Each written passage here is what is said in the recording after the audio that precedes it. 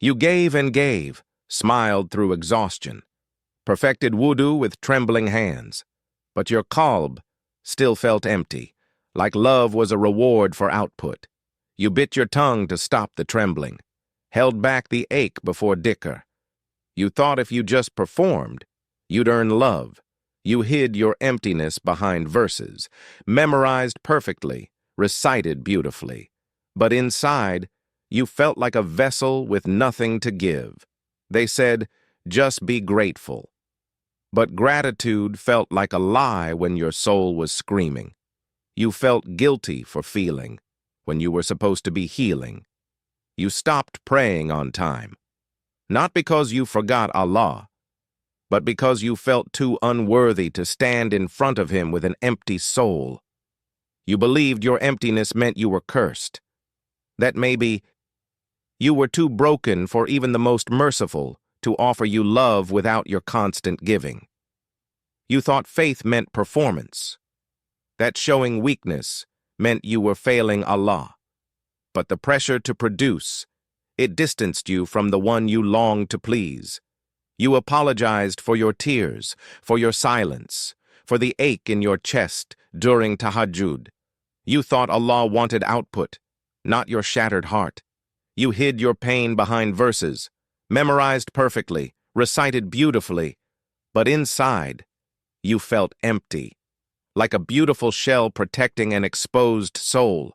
They said, just have faith.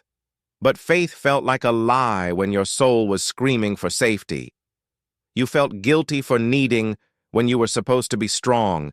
You believed your emptiness disqualified you from Rahmah. That maybe you were too fragile for even the most merciful to shelter your need for unconditional love. You thought maybe He stopped offering love, that your silence was too loud, your presence too empty.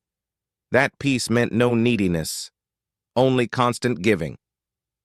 Allah says, "And when my servants ask you, O Muhammad, concerning me, indeed I am near. I respond to the invocation." Al-Baqarah 186. Your tears are not a sign of weak faith. They are a sign that your heart still longs for its Creator. Even in pain you turn to Him. That longing is pure. Tadabbur is not about understanding every word. It's about letting the Qur'an find the parts of you that ache. Let it sit with your pain. Let it whisper that you are seen. The Prophet said, "None of you believes until he loves for his brother what he loves for himself." Bukhari. Love is not transactional. It is inherent. It is rahmah. In sujud, you finally stopped performing. Not in prayer, but in surrender. You whispered, not for blessings, but for a place to just be. In truth, this is what Islam has always taught. To feel is human. To be loved is divine. Your need for acceptance, it is a call to Allah. You don't have to earn love in front of Allah. He knows your struggle.